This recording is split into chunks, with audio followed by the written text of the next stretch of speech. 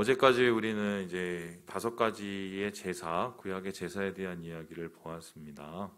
번제로부터 속건제에 이르기까지 하나님께서 이 제사를 통해서 이스라엘 백성을 만나시기 원하셨죠. 그리고는 이제 마지막 부분에 제사장이 실제적으로 이 제사를 어떻게 이루어 갈지 사용 설명서, 매뉴얼을 보여주시고 그 제사장을 준비케 하는 이야기가 나옵니다. 그리고 나서 7장이 끝난 다음에 오늘 우리가 읽는 이 본문 8장부터는 실제적으로 그 제사를 앞으로 이끌어갈 제사장들이 어떻게 세워지는지를 하나님께서 보여주시는데요. 이에 대해서 하나님은 다음과 같이 그 기록을 하고 있습니다. 우리 함께 4절의 말씀을 같이 한번 읽어보도록 하겠습니다. 4절입니다. 시작. 모세가 여호와께서 자기에게 명령하신 대로 하매 회중이 회막문에 모인지라. 사람들을 모였고요. 그다음에 옷을 입혔고요. 그리고 여러 가지 위임식에 관한 행사를 하고요. 그리고 제일 하이라이트인 속죄제, 그리고 번제, 화목제 이런 것들을 이제 시행해 갑니다. 그런데 이 모든 것들에 반복되어서 나오는 말씀이 있어요. 뭐냐면 명령대로 하매. 그러니까 모세가 하나님께서 여호와께서 시내 산에서 말씀하신 그 말씀을 받아서 그대로 명령하신 대로 했다. 그러니까 자기 생각과 자기 여러 가지 판단과 해석을 좀 내려놓고요. 이런 시작을, 이 모든 제사의 시작을 하나님의 명령으로 하셨다. 이렇게 하고 있습니다. 여러분 그렇습니다. 예배는 결국 주님이 원하시는 방법으로 드리는 거죠. 내가 원하는 방법으로 드리는 예배는 그 내 예배가 아니라 나를 기쁘게 하는 축제일 뿐입니다. 그래서 하나님께서는 오늘 이 예배의 처음과 나중까지 일목요연하게, 그리고 구체적이고 아주 작은 것까지 하나님께서 명령하셨고 지시하셨고요. 그리고 모세는 이러한 하나님께서 말씀하신 것을 잘 기억하고 잘 새겨서 그대로 하나님 말씀하신 그대로 이것을 진행했다. 오늘날 우리의 예배가 과연 주님이 원하시는 모습대로, 하나님이 뜻하시는 모습대로, 하나님의 명령대로 진행되어 나가는 것인지 한번 깊이 고민해 봐야 됩니다. 사람에게 기쁨을 주고 사람에게 흡족해 하는 것이 나쁜 것은 아니지만, 그런데 그것이 주님이 원하시지 않는 모습, 하나님의 명령과 전혀 딸로 떨어진 모습이라면 그것은 좀 재고해 봐야 될 필요가 있겠죠. 그래서 오늘 주님께서는 이스라엘 백성들을 향해서 이 예배의 시작은 명령대로, 말씀대로, 하나님이 원하시는 대로 처음과 나중까지 진행하도록, 그리고 제사장을 그렇게 특별히 세우도록 하나님께서 오늘 말씀하셨다. 이게 첫 번째의 이 모습입니다. 그리고 나서는 하나님께서는 모세를 통하여서 여러 가지 옷을 입히게 됩니다. 한번 볼까요? 6절에 보니까 일단 씻겼습니다. 그죠? 몸은 씻고 시작해야죠. 그죠? 이게 씻기다는 말이 이제 목욕하다는 말인데요. 머리부터 발끝까지 다 씻겼고요. 속옷을 입혔습니다. 여기서 말하는 속옷이라는 것은 에봇이죠. 이제 안에 있는 옷이었고요. 그 위에다가 띠를 띄었고요. 7절을 보니까 에봇을 입히고, 또 그 위에다가 흉패를 붙이고, 8절 보니까 우림과 둠밈이라는 여러 가지 이 두 가지를 가지고 하나님의 뜻을 알아보는 그런 도를 넣었고요. 9절을 보니까 관을 씌웠고요. 금패를 붙였고요. 그리고 명령하신 것처럼 똑같이 그 제사장의 모습을 갖추게 됩니다. 이것을 제가 그냥 굳이 말로 설명하는 이유는, 여러분 이미 우리 출애굽기 할 때 이거 다 봤죠? 우리가 제가 이때 다 보여드리고, 그리고 심지어는 저하고 같이 우리 이어전도에서는 저 성막 모형 갔었을 때 그 모습을 다 봤습니다. 이거 또 한번 또 우리 모집해서 갈 텐데요. 그 주님이 원하시는 그 모습을 그대로 입었습니다. 그런데 제가 거기 가서 그거 보면서 조금 의외였던 게 뭐냐면 이런 거였어요. 야, 저거를 여름에 때리치는 땡볕에서 저걸 다 입고 들어가면 정말 좀 더웠겠다 싶더라고요. 그만큼 이제 격식이 있는, 좀 머리부터 발끝까지 준비된 모습이었는데, 지금 이렇게 제사장들이 갖추어진 모습을 가지고 하나님 앞에 나아가는 것, 이것을 통해서 어쩌면 그들의 마음도 준비되지 않았을까. 하나님께서는 명령대로 제사장을 세우셨을 뿐만 아니라 이 제사장을 세우는 과정 속에서 준비됨을 요구하신 거죠. 오늘날도 우리 예배자들에게 가장 중요한 게 준비됨 아니겠습니까? 준비됨 없이 나와서 그냥 시간을 지키고 예배 드리는 것, 안 드리는 것보다 나을지는 잘 모르겠지만 중요한 것은 거기서 하나님의 큰 은혜와 하나님의 큰 역사와 하나님을 향한 큰 소망이 이루어질 거라는 걸 우리가 너무 기대를 안 했으면 좋겠습니다. 왜냐하면 준비된 심령의 은혜가 임하죠. 내가 준비를 열심히 해서 하나님 축복을 받는 게 아니라 바로 우리가 하나님 앞에 마음을 연 만큼 주님께서는 우리에게 부어주실 수 있기 때문입니다. 그래서 지금 제사장이 머리부터 발끝까지 주님이 원하시는 그 순종의 옷을 입고 주님 앞에 나아섰을 때 하나님께서는 그를 축복하시고 이스라엘 백성을 그를 통하여서 복받게 하셨다. 이 이야기가 오늘 이 제사장 위임식의 두 번째 우리가 볼 수 있는 것입니다. 이 세 번째로 오늘 제사장의 위임식에서 우리가 바라볼 부분이요, 바로 이것인데요. 우리 함께 10절의 말씀을 같이 한번 읽어보도록 하겠습니다. 10절입니다. 시작. 모세가 관유를 가져다가 성막과 그 안에 있는 모든 것에 발라 거룩하게 하고, 이렇게 다 옷을 입힌 다음에 관유를 가지고 옵니다. 이 관유를 가져와서 성막에 있는 모든 기물에 이제 발라서 거룩하게 하고, 그리고 제단과 그 뒤에 있는 뭐 성전의 성막의 물두멍, 받침대 이런 데도 다 뿌려서 거룩하게 합니다. 그리고 여기에서 끝난 게 아니라 12절에 보니까 아론의 머리에 막 붓습니다. 그렇죠? 그래서 아론도 이렇게 거룩하게 되었다라고 합니다. 도대체 이 하나님께서 모세에게 말씀하셔서 뿌린 이 관유는 무엇일까요? 저는 이제 오늘 처음으로 알게 되었는데요. 이 관유가 관자가요. 저는 이제 머리 관 뭐 이런 건 줄 알았어요. 근데 그게 아니더만요.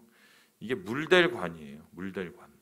이게 말이 되는 게 이거의 그 히브리어가 뭐냐면 이 관유가 바르는 기름 아니면은 그 흘려보내는 기름 이런 거든 붓는 기름.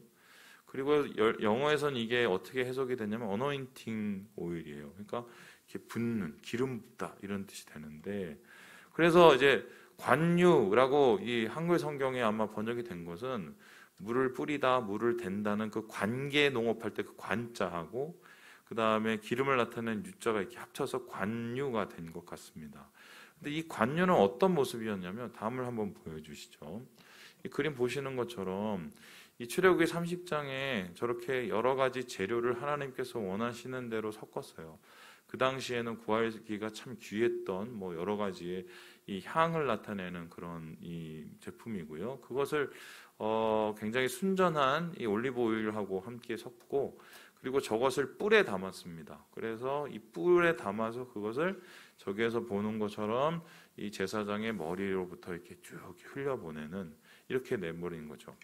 자, 그렇다면은 우리 한번 생각을 해봅시다.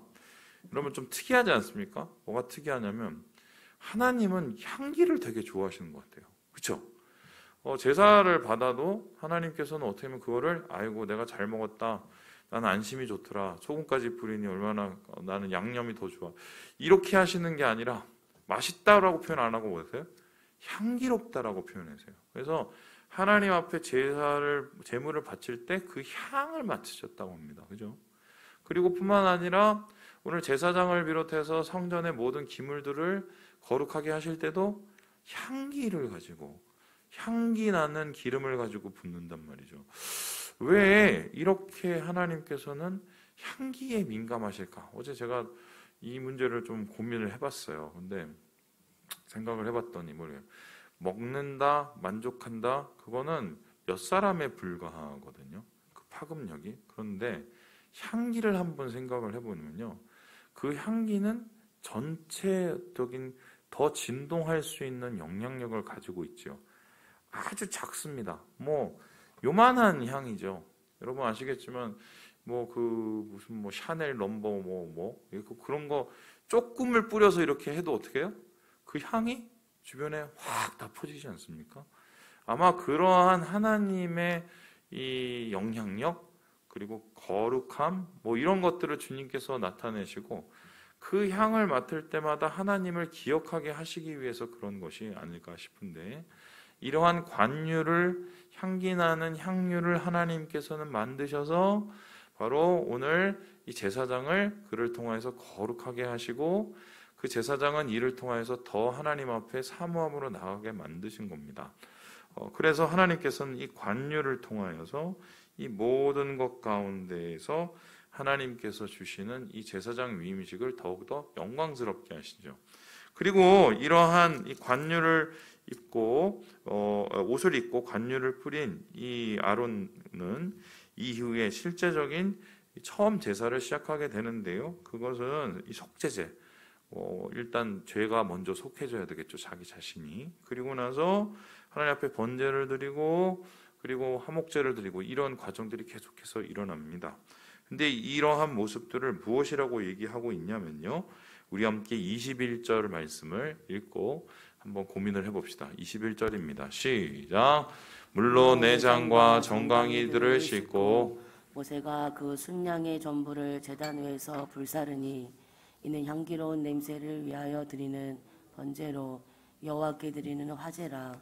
여호와께서 모세에게 명령하심과 같았더라. 오늘 보니까 향기로운 냄새를 주님께서 위해서 준비해 주셨다, 이렇게 얘기하면서 하나님께서 명령하신 대로 이 모든 것을 진행했다.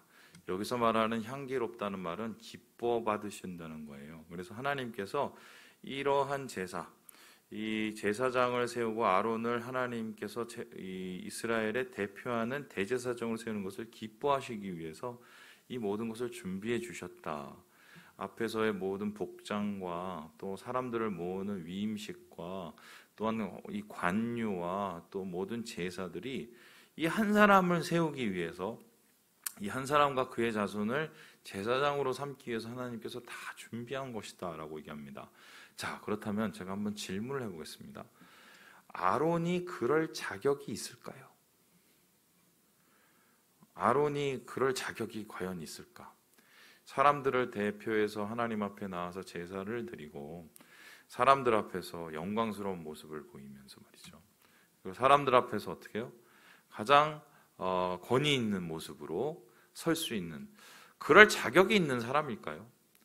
아론을 가르쳐서 그렇게 거룩하다고 얘기할 수 있을까요? 여러분 아시겠지만 이 아론이 제사장으로 세워지기 이전에 큰 죄를 짓습니다. 그 죄가 뭐였습니까? 금송아지 섬기는 사건이었죠. 모세가 시내산에 올라가서 하나님을 40주야로 만나면서 거기서 십계명도 받고 하나님과의 언약을 막 디테일하게 만들어가는 그 과정을 못 참고 그 이스라엘의 이 자손들 중에 잡족과 또 불평하는 무리들이 불만을 터뜨리면서 불안해하기 시작하죠. 그러면서 어떻게 해요? 모세는 죽었다, 가도 없다, 그러니까 끝났다. 그러니까 우리끼리 우리를 인도해야 될 신, 우리를 보호할 신을 만들자 하면서 이집트에서 했던 그 버릇들을, 나쁜 버릇들을 막 끌어올립니다. 그때 사실 아론은 그걸 막았어야 됐죠. 그리고 기다려야 된다고 믿음을 독려하고 뿐만 아니라 이스라엘 백성들의 그 죄를 막고 거룩을 지키는 역할을 감당해야 되는 게 이게 아론이었어요. 근데 아론은 어떻게 합니까? 같이 나중에 동조하고 맙니다. 그래서 나중에 이스라엘 백성 앞에 모세가 내려와서 성질을 내니까 아론이 한다는 말이 뭡니까? 내가 잘못했어요 라고 얘기를 하는 게 아니라 뭐예요? 쟤네들이 하도 나한테 그래서 어쩔 수 없이 한 거예요. 또 완전히 책임 전가를 해버리죠. 이게 대표자의 모습은 아니잖아요. 그죠? 그리고 이게 하나님 앞에 대표해서 제사를 드릴 수 있는 사람들의 행동은 아니지 않습니까? 그렇다면 아론은 뭐 죄를 지으려고 했는지는 잘 모르겠지만 비겁한 사람이고, 그리고 아론은 어떻게 보면 하나님 앞에 설 수 없을 만큼 죄가 있는 사람이고 허물이 많은 사람이에요. 근데 이런 사람을 하나님께서 제사장으로 세우려고 이렇게 많은 것을 준비해 주시고 또한 관유를 뿌려주셔서 그를 거룩하게 하시고, 도대체 우리가 이걸 어떻게 이해해야 될까요? 아론 한 사람을 바라보니까 우리가 이해가 안 되는 건데 우리 자신을 생각하면 이해가 금방 됩니다. 그죠? 어떻습니까? 우리가 왕 같은 제사장이죠. 베드로가 우리를 왕 같은 제사장이라고 얘기했습니다. 그래서 제사장도 제사장이고 왕이에요. 이거는 기름을 2번 바르는 거예요. 그러면 하나님께서 영광 중에 세우신 사람들입니다. 그럴 자격이 있나요? 우리가? 여러분, 과거 없는 사람이 여기 어디 있어요? 하나님 앞에 죄 안 짓고 하나님 앞에 항상 거룩한 모습을 보인 사람이 여기 어디 있습니까? 부족한 사람들이죠. 앞에 서 있는 저는 어떻겠어요? 이번에 대선 하면서 제가 참 느낀 게 나는 절대 대통령 선거를 못 나가겠다. 다 까발기면 누가 살아남아요? 그죠? 예, 24시간을 아마 동선 다 살펴서 다 까발기면 거기서 뭐 견뎌내는 사람이 몇 명이나 되겠어요? 물론 뭐 그분들처럼 그렇게 크게 사기는 안 치겠지만 부족한 사람들이죠. 이 앞에 설 수가 없는 사람이죠. 그리고 여러분이 앉아있는 그 자리에 앉아있을 수가 없는 사람입니다. 근데 우리가 그럼에도 불구하고 오늘 이 예배의 자리, 그 자리에서 우리가 주님 앞에 나아갈 수 있는 이유가 뭡니까? 아론이 대제사장으로 세워지는 것과 똑같은 이유죠. 은혜죠. 하나님 불쌍히 여겨주시고 봐주시는 거죠. 하나님 사랑으로 덮어주시는 겁니다. 참 실수도 많고 죄도 많고 불쌍한 모습 하나님 앞에 보여줬지만 하나님께서 그런 것보다는 우리를 사랑하시는 마음으로 그 모든 것들을 덮어주시는 거죠. 결국 이스라엘을 대표하는 이 아론은 이렇게 세워졌고요. 주님의 은혜 위에 이분은 이 제사에 이루어가는 이 제사장의 임무를 완수해 가게 되는 거죠. 오늘날 우리도 똑같습니다. 부족하고 연약하지만 하나님께서 그렇게 우리를 부르시고 그렇게 우리를 지금 사용하시기 원하세요. 왕같은 제사장으로 여러분의 삶을 돌아보시면서 오늘 하루 주님 앞에 거룩한 것, 은혜에 보답하는 삶을 사시는 우리 형제 자매들 되시길 주님의 이름으로 축원합니다.